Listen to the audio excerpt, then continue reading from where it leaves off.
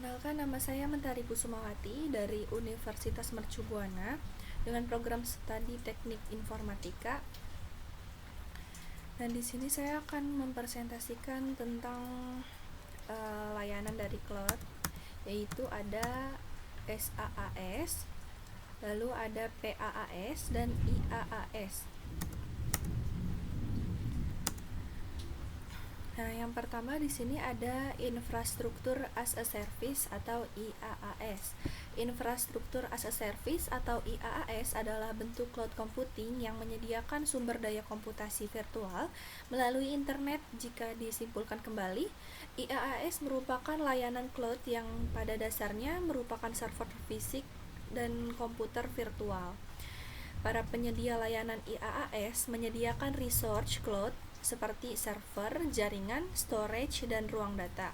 Selain itu, pelanggan dapat mengakses dan menyimpan data pada server melalui dashboard atau API, Application Programming Interface. Lalu yang berikutnya di sini ada karakteristik dari IaaS sendiri.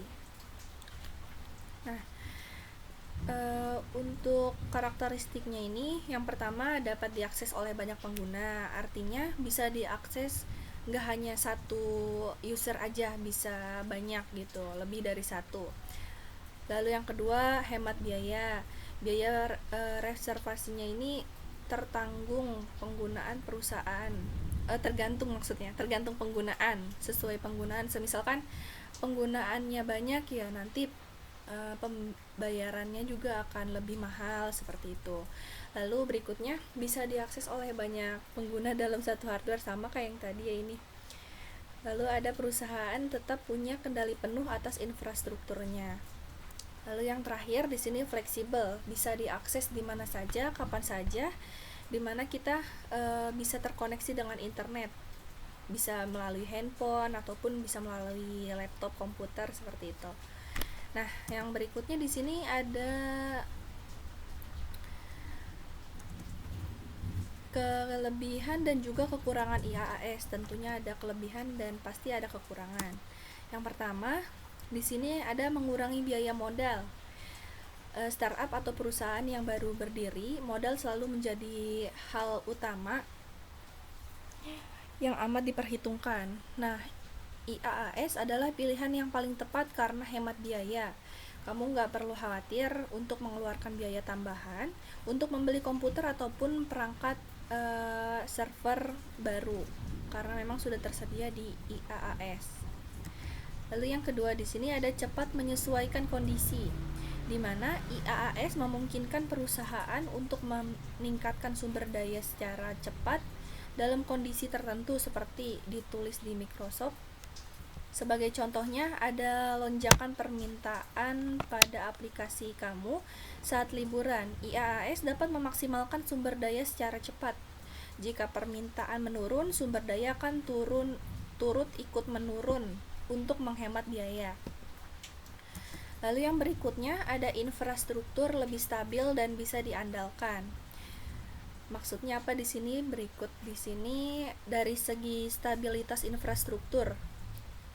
Kamu nggak perlu khawatir juga melakukan maintenance atau upgrade software dan hardware atau menyesuaikan masalah peralatan, karena memang penyedia layanan IaaS ini memungkinkan perusahaan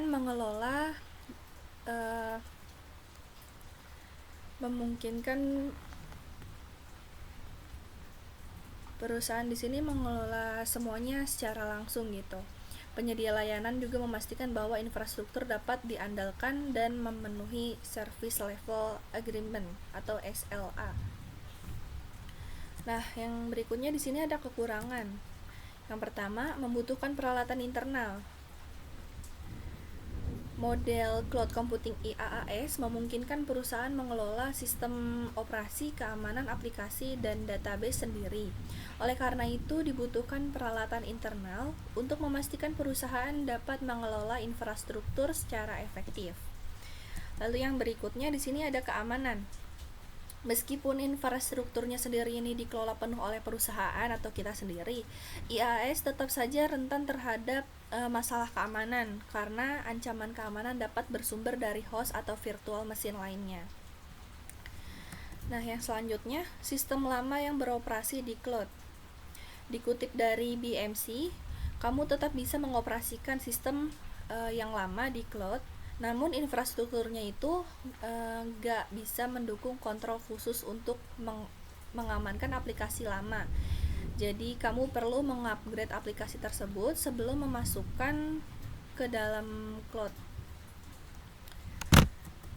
Nah, lanjut kita ke pembahasan platform as a service atau PaaS. Nah, di sini untuk PaaS sendiri, platform as a service itu adalah layanan cloud yang disediakan dalam bentuk platform dan dapat dimanfaatkan pengguna untuk membuat aplikasi di atasnya. PaaS memberikan framework bagi developer yang dapat merekam yang mereka bangun atau gunakan untuk membuat aplikasi yang telah disesuaikan. Di sini ketika kamu menggunakan layanan model SaaS, semua server menyimpan penyimpanannya ini dan jaringan dikelola oleh perusahaan atau penyedia pihak ketiga. Namun para developer dapat mengelola manajemen aplikasi. Lalu ada karakteristik dari PaaS.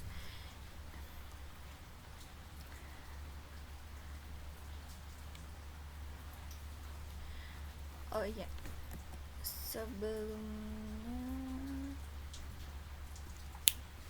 udah kita sampai di sini aja.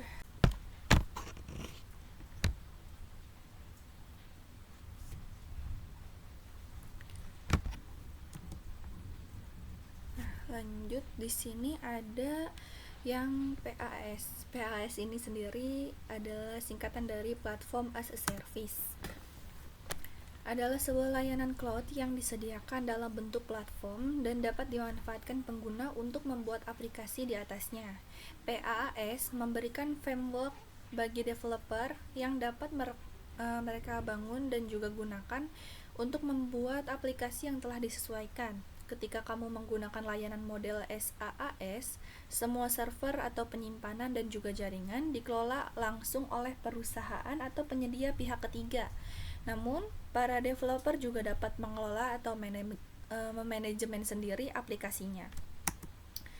Lalu yang berikutnya, ada karakteristik dari PaaS. Yang pertama, dibangun di teknologi virtualisasi sehingga sumber daya dapat dengan mudah ditingkatkan atau diturunkan seiring perubahan bisnis kamu. Menyediakan berbagai layanan untuk membantu pengembangan, pengujian, dan penyebaran aplikasi. Lalu berikutnya, dapat diakses oleh banyak pengguna melalui aplikasi pengembangan yang sama. Dan yang terakhir, di sini mengintegrasikan layanan web dan basis data. Lalu yang berikutnya di sini ada keuntungan menggunakan PaaS. Yang pertama, pengembangan dan penyebaran aplikasi yang sederhana dan hemat biaya dapat disesuaikan sesuai kebutuhan. Proses develop dapat menyesuaikan aplikasi tanpa kesulitan mempertahankan perangkat lunak. Pengurangan signifikan dalam jumlah pengkodean yang dibutuhkan. Lalu migrasi lebih mudah ke model hibrid.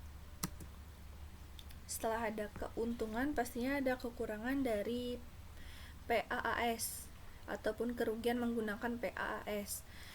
Tidak bisa multi-platform, penerapan layanan platform mungkin berbeda, misalkan antarmuka file, antrian, atau tabel khas dari satu platform mungkin berbeda dari yang lain, sehingga mungkin agak sulit untuk mentransfer beban kerja dari satu platform ke platform lainnya. Dan yang berikutnya, penjadwalan prosesor berbasis proyek. Aplikasi PaaS adalah event oriented yang menimbulkan kendala sumber daya pada aplikasi, yaitu mereka harus menjawab permintaan dalam interval waktu tertentu.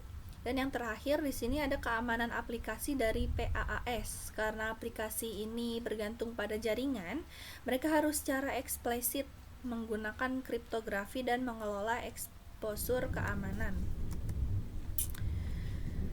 Dan yang terakhir di sini ada Software as a Service atau SaaS. Layanan SaaS merupakan layanan cloud yang lebih dulu populer karena memang SaaS ini merupakan evolusi dari konsep ASP atau Application Service Provider. Sesuai dengan namanya, SaaS memberikan kemudahan bagi para pengguna untuk dapat memanfaatkan sumber daya perangkat lunak dengan cara berlangganan, sehingga user tidak perlu mengeluarkan investasi lain, baik untuk in-house development maupun hal lain pembelian lisensi sebuah software. Contohnya ketika kamu menggunakan model layanan SaaS, kamu hanya perlu menggunakan aplikasi tersebut tanpa harus mengerti dan mengurus bagaimana sih layanan yang kamu gunakan dan seperti apa data disimpan atau bagaimana aplikasi tersebut di maintenance, karena hal tersebut memang sudah menjadi service yang disediakan dari penyedia layanan SaaS.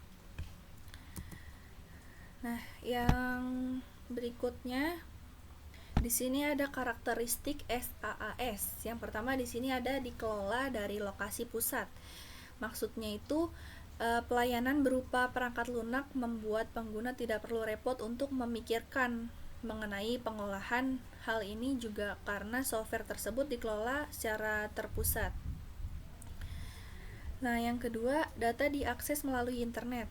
Karena dikelola secara terpusat, untuk dapat mengaksesnya juga pengguna di sini memerlukan koneksi internet. Nah, yang ketiga di sini, pengguna layanan tidak bertanggung jawab atas pembaruan perangkat keras atau perangkat lunak. Karakteristik dari SaaS ini adanya perubahan perangkat lunak atau perangkat keras yang menjadi tanggung jawab penyedia layanan. Oleh karenanya, pengguna cukup menggunakan saja tanpa perlu memikirkan mengenai hal tersebut. Nah, di sini ada keuntungan dari penggunaan SaaS. Yang pertama, biaya lebih rendah karena memang kita tidak perlu membeli server dengan biaya yang sangat tinggi tentunya. Jika terjadi penggunaan tinggi, hubungi penyedia layanan karena mereka yang akan memperbaiki. Lalu berikutnya, sederhana dan mudah digunakan, namun bermanfaat. Penggunaan tidak perlu khawatir akan sulitnya menjalankan program karena sudah didesain oleh penyedia layanan agar dapat digunakan dengan mudah oleh semua pengguna. Nah, yang berikutnya di sini ada mudah diintegrasikan dan dikolaborasikan. Banyak penyedia SaaS juga menawarkan kustomisasi pelayanan guna memenuhi kebutuhan pengguna yang lebih spesifik. Jadi kita bisa custom maunya yang kayak gimana. Jadi sesuai dengan kemauan kita dan juga sesuai dengan kebutuhan kita.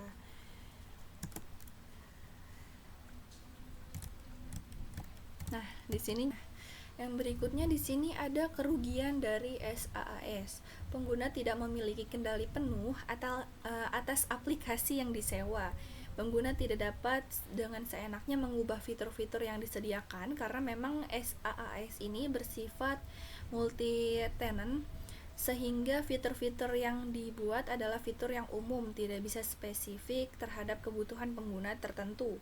Pada beberapa aplikasi, kustomisasi dapat dilakukan dengan skala dan fungsi yang terbatas. Nah, sekian dari presentasi saya, kurang lebihnya penjelasan dari layanan-layanan cloud computing. Ya, selebihnya kalau memang ada kesalahan mohon dibantu untuk koreksi. Kurang lebihnya mohon maaf. Saya akhiri untuk penjelasan ini. Terima kasih banyak atas partisipasinya. Assalamualaikum warahmatullahi wabarakatuh.